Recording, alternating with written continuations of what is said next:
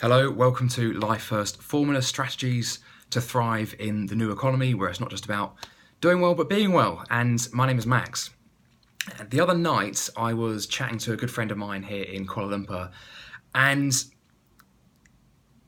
his demeanour really inspired me to make this video. He said to me that life is great, except he's just not enjoying his job, and it's the bane of his life right now, and that he wants to go and do his own thing. And he wants to start, he thinks, an online business to give him all the benefits he perceives to come with that, such as the location dependence, the bang for buck on time, not having to work all hours of the day, all that good stuff. And I thought today I'm going to make the kind of video I want to make to him and to people like him, people at the very first step who have this idea, they know that they want this thing that is digital business or online business, making money online, but they have no idea where to start. And I realise that maybe a lot of my videos go into a lot of depth, but today I really just want to give a high level, almost basic overview of what people are doing, what avenues people are using to make money online, how they're doing it, and maybe even go into the pros and cons of each as I see it. I'm going to be very honest with you as I go through as to which ones I've actually done and can speak from experience, and which ones I've merely known others do and can only speak from what I observe. But I'll make that clear as I go through. So without further ado, here we go. In my opinion, there are roughly speaking 7 main routes to making money online. Now, this is an abundance of opportunity. There's so many ways you can do this, and it really helps, I think, to have a very rough idea of which of these 7 sits best with you. And like I said, there's advantages and disadvantages to each of them. Just try and get a feel for which of those you would have a preference for. So the first is simply freelancing. So whatever it is you do right now, it's probable that can be done online for someone else. It doesn't have to be your existing employer. You could do that same thing for anyone. It could be that you're an architect, could be that you're a graphic designer, software programmer. It literally doesn't matter. A virtual assistant. There are several online platforms whereby you can hire and be hired as a freelancer. Upwork.com being one of the main ones. Fiverr with 2 R's, is also one of the main ones. And from what I observe, people are making money via these platforms. I use them as a employer, and they're just an absolute boon. Like I would never really even want to hire anyone via any other means right now. You know, for me, being in e-commerce, being probably my main business, all I want to do is hire freelancers. I have no desire to hire anyone internal. It's just, I've tried it in the past. It's just been more trouble than it's worth. At least for me, in my business, the way I operate, the way my business operates, just freelancing, is the way to go. In terms of pros and cons, well, clearly this is still a business, the business of you, but one of the downsides would be that you're not really building a business as such. You're not building an asset which you can later sell, and you are, in many respects, still trading your time for money. You're not necessarily building something that can work for you whilst you sleep. If you don't work, you don't make money. If we're taking freelancing in its purest form.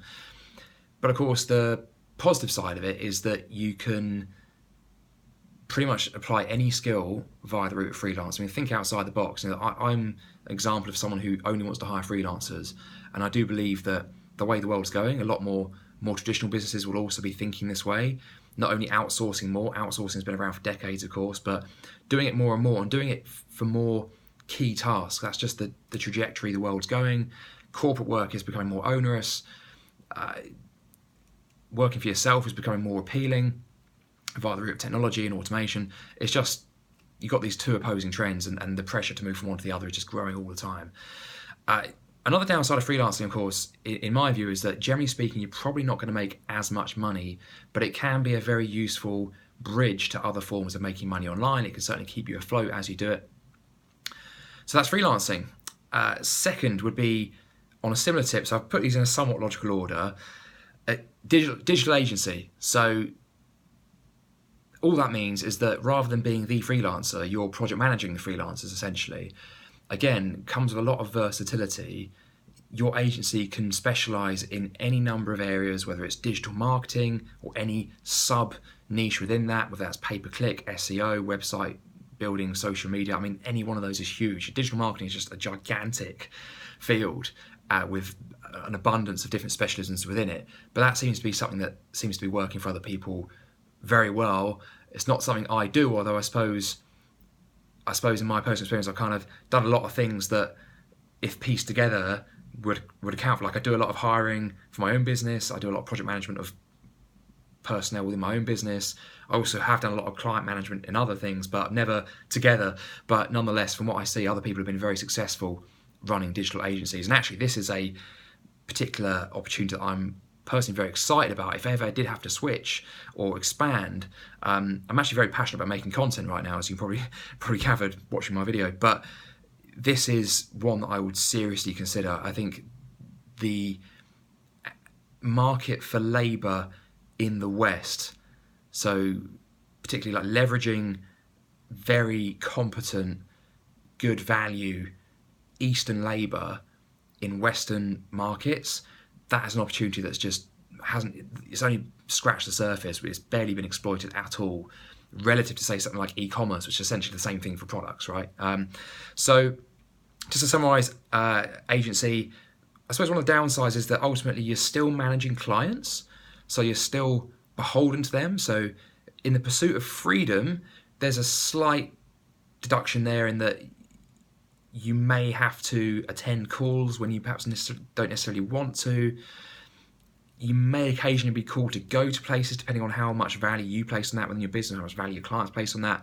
There's an argument there to train your clients to appreciate that maybe they don't need you in person, because a lot of old school players are still thinking like, oh, we've always got to meet up. Just simply not true. So there is an element of that. But hey, if you like meeting clients, that's not even a consideration. Personally, I'm very much towards one end of the spectrum, probably more extreme than most people, in that I like to really be in control of my own time more than 95% of people. So probably adding my own biases here. But in terms of positives, very low capital to set up. It's still something you can then sell as an asset. It's still a business you can sell. It doesn't have your face on it necessarily. So take that combination, low capital and sellable, that's a winning combination if I ever saw one. And of course, extremely flexible, all manner of things you can apply digital agency to, and it's also very scalable. You know, the sky's the limit. I mean, Gary Vaynerchuk is the CEO of a digital agency. You know, a digital agency can be 3 people, 2 people, it can be 5,000 people. The sky really is the limit. Thirdly, e-commerce. Equally huge area. So I don't want to spend too long on each one here, but e-commerce is essentially where you're selling physical products. Digital agency is when you're essentially selling labour, in a nutshell. E-commerce is when you're selling physical products. What that has meant in practice for most people, a very large percentage of them are selling on Amazon. That's where they're finding their demand. Amazon.com, largely in the States, also UK, DE, France, a little bit of Spain, Germany, also areas like Japan. Australia's just waking up. India, China, if you're an expert in those areas. If you're from the West, proceed with caution. But it is largely on Amazon, also on Shopify. Shopify is not really a marketplace. It's more of a website building platform with a built-in checkout. But it makes things a lot easier, and they also help. There's a lot of good content they put out, for example. Essentially just on your own website. That's what Shopify means. Marketing it yourself. I've known of a lot of people who have success selling on Shopify, marketing via Facebook. That seems to be a winning combination. Not one I've done a lot of. My thing's more been Amazon. Had huge success with Amazon. My biggest business is an Amazon business. And again, we've had good success marketing our physical products via Facebook. Not necessarily selling them directly on Facebook, but more leveraging Facebook as a way to get them better ranked within Amazon and get more attention, new customers to Amazon, and customers that will join our list and or come back for more business. So Facebook is more of a customer acquisition exercise rather than a direct profitable selling exercise. With e-commerce, one thing I also meant to mention there is that, so I talked about the demand side of things, where the stuff's actually being sold. In terms of supply, again, a large percentage of products are being sourced from Asia. So what's happened in recent years, the reason at the heart of why a lot of everyday folks have become small business owners, entrepreneurs if they want to call themselves that, you know, setting their own schedule, writing their own paycheck, working from anywhere, is very simply because they're leveraging this east-west differential. Just like with labour, which hasn't really been exploited yet, one reason I'm so excited about agencies, they've simply leveraged the fact that you can buy products really cheap in China and India, places around there, and sell them at a bit of a markup in the West. You can add value. Firstly, there's value adding and actually finding good products. There's a lot of bad products out there. There's a lot of bad manufacturing out there. And there is value added in use being somewhat of a filter in that. Secondly, in helping people learn how to use it. Thirdly, in the market, in the branding. And fourthly, but certainly not least, in selling those products that need to be sold. Selling in those niches that are underexploited and doing a service in doing that. So giving people something they wouldn't necessarily have at a price they wouldn't necessarily have it at if you had not come on the scene and filled that niche and solved that problem. One of the downsides of an e-commerce business is, first of all, the capital required. So in my first ever e-commerce project, I put aside merely a few £1,000s, launched one product, did okay, sold it for a 24-month multiple on profit, and then moved on to my next project. And for that project, we got 2 injections of £50,000, so there's £100,000 in total. So you start to get an idea of, I mean, you don't have to have £100,000. You could do it with £1 million. You could launch one product with £5,000.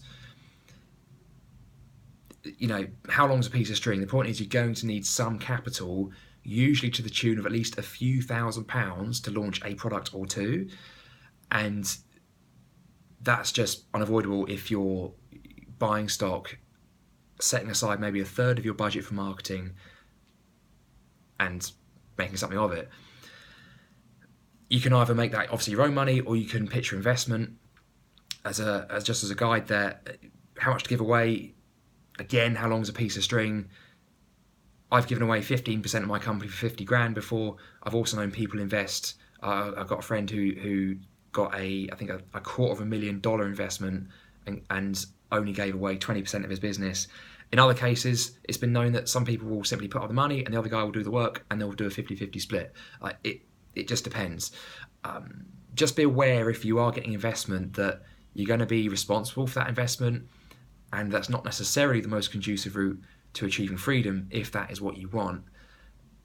It may be better to either save your own money or look at one of the other multitude of opportunities here that I'm outlining for you. Having said that, whilst there is a need for capital, one of the plus sides of e-commerce is that if you do it right, the ROCE tends to be very high. The return on capital employed tends to produce quite high figures if you do it well. And obviously that's a big caveat. Make sure you learn from those who've walked the path before you. That's really important in e-commerce. Doing things right, marketing it right. But as a rule of thumb for me, in any project, particularly e-commerce, I want to see an ROCE of 10% a month on the investment. So if you're putting in £10,000, you want to deplete that capital and turn that into a system, a machine, a business that will then produce you £1,000 a month profit at least. And it could be £2,000, could be a bit less on that, but on average, you really want to be hitting for at least 10% ROCE.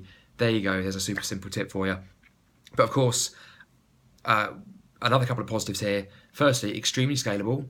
There's work that goes in at the front end of developing products, building brands, and also in optimizing brands, and also in maintaining products.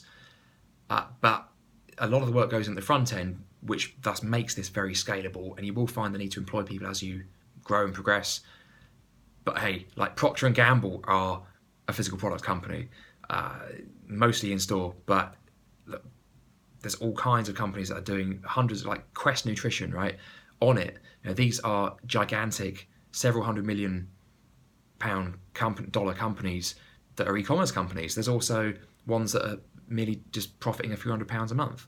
So again, highly scalable, really are no limits there. And finally, extremely sellable.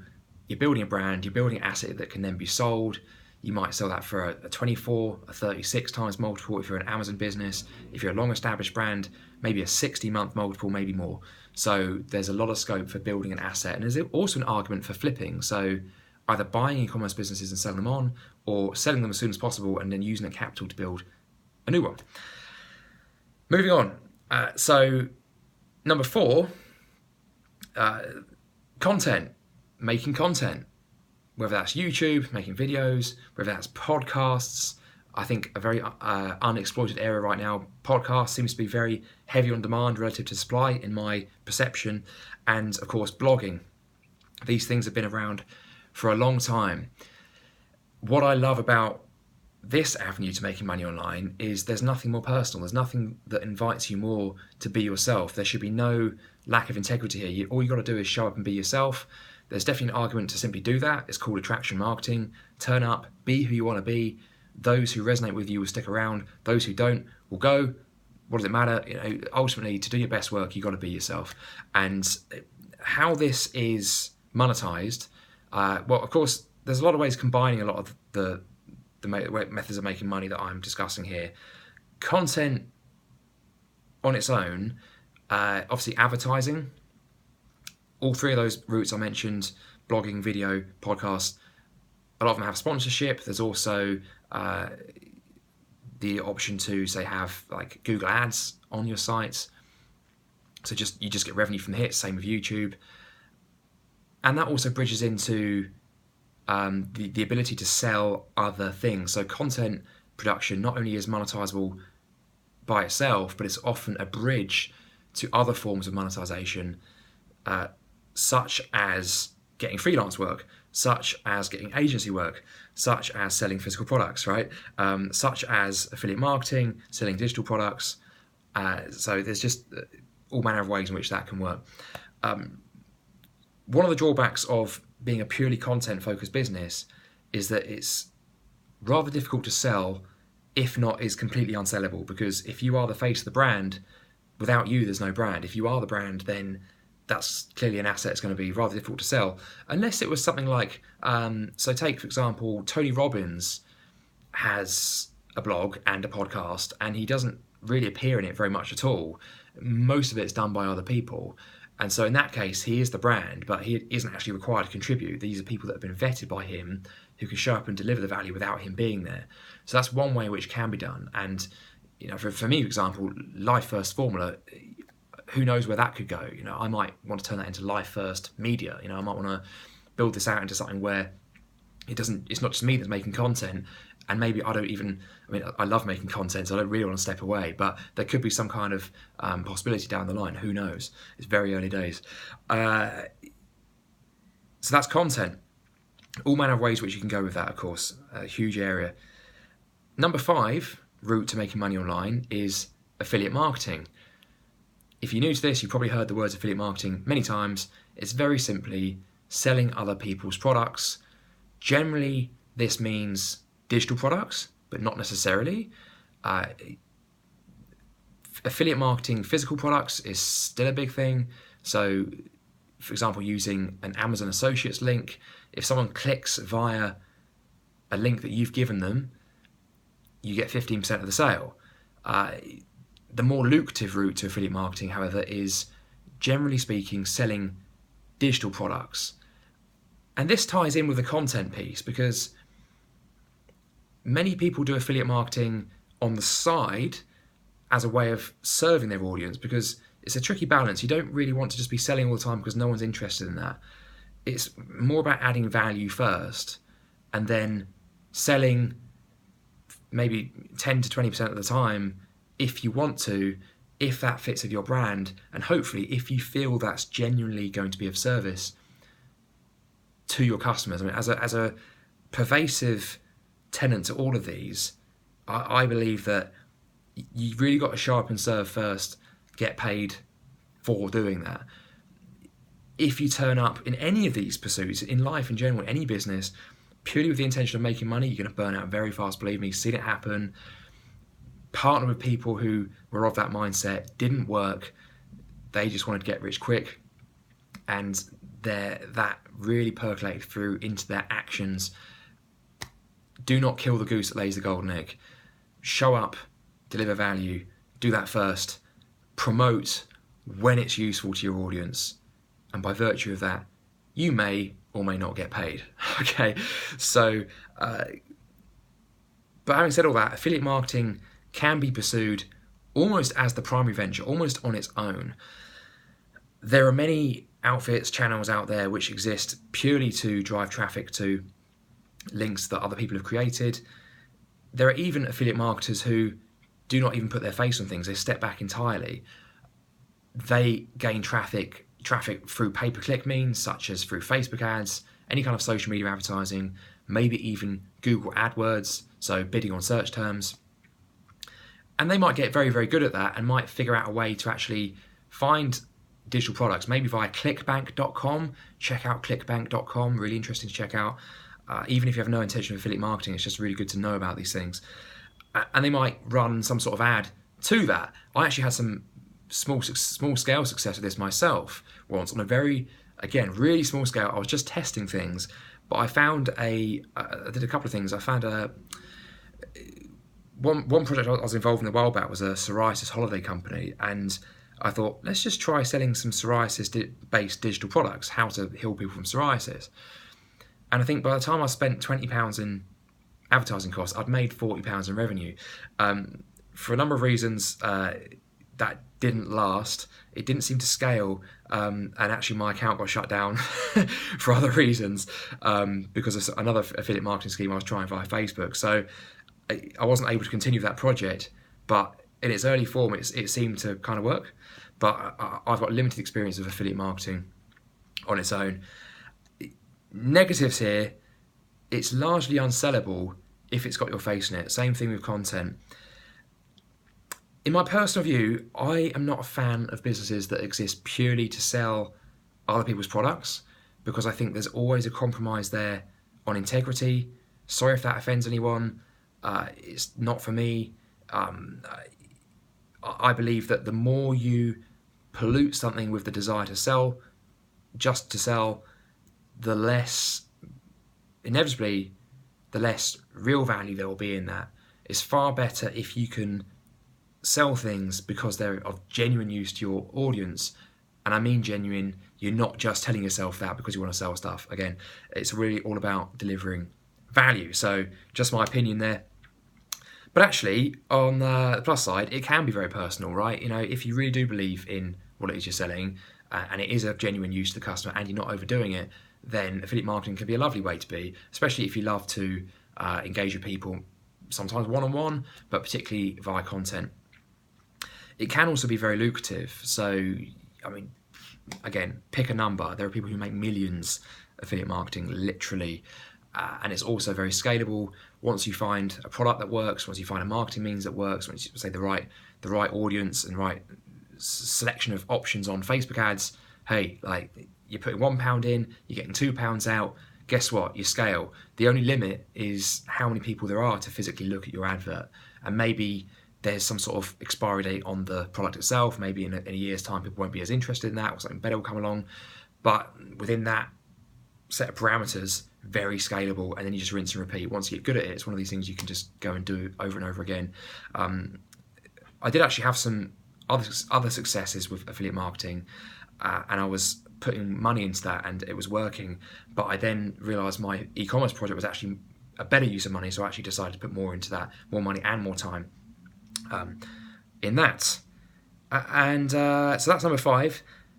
Number 6 is digital products. By this I mean selling premium content, especially educational resources, how to do what you do. I mean, what are you an expert at?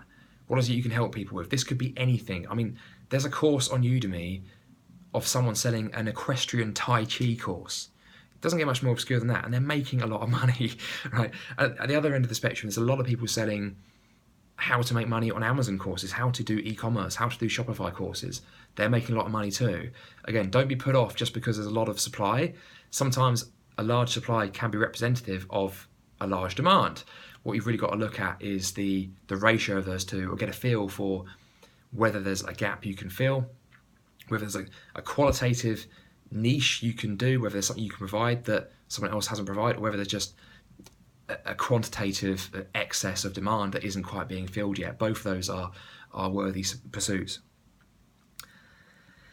One of the drawbacks here is that I've never actually sold premium content, so I'm purely here speaking from what I observe, what I see others doing, the facts that I can see, as well as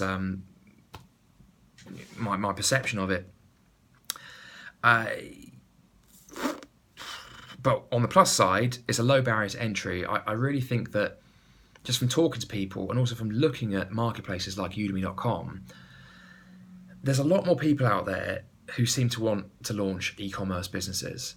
There are far fewer people out there who want to launch online courses. It would seem to me, to my perception, just because I think more people are comfortable with selling products. You know, they like to take a step back. Not everyone wants to get out a screen and record themselves doing a course. I think it takes a certain kind of person, maybe a certain kind of skill set, to actually stand up and educate in front of a whiteboard or a screen or whatever it is. It's just not for everyone. The process of doing it is not for everyone. That's fine by me. I have big ambitions to launch digital product or digital courses and digital products. I can't wait. I can't wait to knuckle down. Another huge advantage to doing digital products and courses is that there's a very low barrier to entry. Sorry, there's a very low capital requirement. Hey, look, a few bits of equipment, maybe a decent microphone, maybe a decent screen, and some time, maybe a week set aside to record the thing. There's not a huge amount of capital required, maybe some marketing, but compared to something like e-commerce, the actual capital outlay is really not that large, and yet you still have a digital asset, something that remains, a piece of digital property that stays there, can generate money day in, day out, week after week. Once you've built it, it's like building a house. The hard work goes in at the front end. When it's there, it's done. You advertise it, market it, sell it, but the bulk of the value is given at the front end. And that's one of the beautiful things about digital business is that you don't have to be there for the value to be received. You don't have to be there educating someone. You can show up, do it once, and you can send it to as many people as you like. So I'm a big fan of the concept. Can't wait to try it. Lastly, route to making money online, number 7. This is very, generally speaking, trading/investing. So this could be trading the markets. This could be buying and selling gold and silver. This could be stocks. This could be cryptocurrency. And this could be trading, or this could be investing. So this could be, i.e. shorter term trades, buying what's undervalued, selling what's overvalued, or this could be longer term investments, educating yourself, doing research, getting in early on something, selling when it blows up. Again, this could be bullion, like the price of silver. Most people think is pretty undervalued right now. Many cryptocurrencies, some people would believe are undervalued right now. Other people think it's just going to go away. So one thing that unites this is definitely the need to research, to make up your own opinions, because opinions vary. Go out there, look at the facts, listen to other people, make your own mind up. The more you do that, the better judgments you make.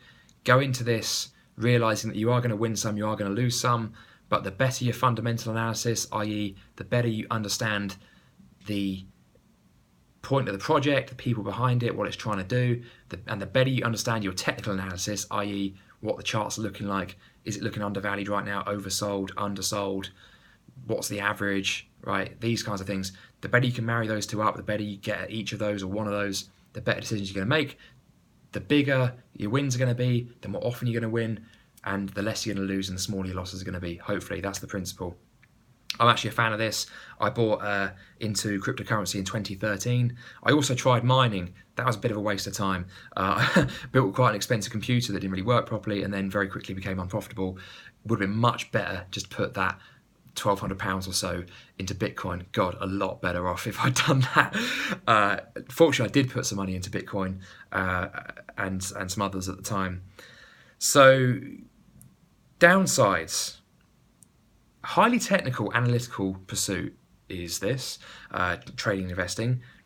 Also, plus side, if you're someone who is very analytical and quite technically minded and is frustrated with the world and how the world is always trying to shoehorn you into doing things that don't require analysis, and that then maybe look, getting good at trading, getting good at investing, maybe that's something for you. But if you're not of that mindset, I would just proceed with caution. You know, this really does benefit from hard analysis. Doesn't benefit so well from superstition, and although gut feeling might have a place, as long as it can be traced back somewhere to some form of concrete analysis. Another downside is that many of these things can be very volatile, particularly cryptocurrency right now, really up and down a lot. You've got to get in for positive expected value. In other words, you've got to be able to take the losses with the wins, accept them as an inevitable part of the cycle, but engineer things, configure things so that you win more than you lose. That's it. That's all investing and trading is. It's playing roulette, but it's playing roulette with a roulette table where 60% of the numbers are red, right? You'd be crazy not to play in some respects, as long as you know that you're making the right decision, as long as you can actually see the board clearly. I'm going to leave that analogy there before it becomes even more ridiculous. Another downside to this is that there may not be so much people interaction, which if you're a people person might be a bit of a downside. But hey, if you're someone who wants to be as free as possible and be as beholden to as a few people as possible, if not nobody, then trading and investing is kind of like the ultimate pursuit, because you do not need to speak to anyone. I can't really think of any other pursuit that involves speaking to no one. You know, if that's what you want. If you want to keep your work and pleasure separate, I'm a big fan of that. You know, I love to go out and have a good time. I love my friends to bits. But I, for some reason, I'm personally just a little bit averse to sort of working with my friends. I have some amazing friends who are, like in my mastermind group, who we meet up, we talk kind of about business-related things, personal development-related things, but it's not business per se. I'd far rather have those kinds of meetings than the kind of bullshit corporate time-wasting meetings that you have in offices where nothing really gets done and everyone just chats, or they just, you know, talk for half an hour about something that could have been achieved in 5 minutes. You know, not for me. So in that respect, trading investing is it's a bonus. You know, you don't actually really have to deal with anyone at all if you don't want to. And it's also largely passive. So apart from making good decisions, there isn't a lot of grinding. Research, yes. Research can be enjoyable though. If you like researching, it's great. But also you can make decisions purely on technical analysis, purely on looking at graphs. You know, the research is great for your fundamental analysis, but provided you know how to read graphs and you're very skilled and practiced at that, even the research, it might not be necessary. I mean, I know of guys who do nothing but technical analysis and are insanely profitable, insanely good traders. They've got, you know, thousands of hours experience, but they make a very good living. So there you go, guys. As a side point on that last one, investing, I would say that even if it's not your main venture, it's really worth investigating what are viable sources of investment for say, like, if you want to put aside a few £100 a month or a percentage of your income a month, what are worthwhile investments? Is it bullion? Is it crypto? Is it stocks and shares? That is a piece of your education that's very much worth looking into, regardless of what you're doing as your primary pursuit of freedom. So that's it, that's my 7. There are, however, a couple of special mentions, which I'll gloss over very quickly. Property, not an online business, but if freedom is what you want, online businesses merely means of getting there. Property might be something worth looking at. I've got a property on Airbnb right now, seems to be working okay. It's early days, but there are people making good cash flow business out of property. Obviously, there's a big capital requirement, which can't really be avoided unless you, again, go in with someone else who has the capital and maybe you just operate it. Special mention B is simply any business, right? Why does business have to be bricks and mortar? if you're selling something in the flesh, fine. But I would make the bold claim that most brick and mortar businesses today, things that are corporate businesses, not only could, but maybe should go online a little bit more. They should decentralize a little bit. They should go location independent. They should really think about outsourcing way more, cutting out unnecessary bureaucracy, cutting out dead wood. They would absolutely excel. I mean, look at companies. Look at a company called Jungle Scout. Jungle Scout make really good Amazon software, and they are an entirely location independent business. They have people working for them from all over the world, and that's just how they were built from the ground up. It makes it a bit easier if you start with that in mind. But these are the kinds of businesses that are really going to overtake the burdensome process-led businesses that exist today with 10 times the number of people that they actually need. So any business, right, can really be an online business, in my view. And that is basically it for me, guys. So look, I hope that was useful. The intention there was just to give you a high-level overview. If you're just new to this whole thing, got a vague idea of that you want to build an online business, that's it in a nutshell. That encompasses, in my view, pretty much all the options available to you. Each one of those areas is huge. You know, any one of those it could be the subject of an entire, channel, and even sub niches within them. There's just so much within each of those. But I hope that's given you a useful overview in terms of giving you some direction and helping you understand where you might want to point your focus next, where you might want to learn more, what you might want to learn more about. I made this video for my friend and people in his position. I really hope it's helpful. If it is helpful, please leave me a comment. It means a lot to me to know that you found value in it. And hey, look, that's all from me. Don't forget to subscribe, and I shall chat to you next time.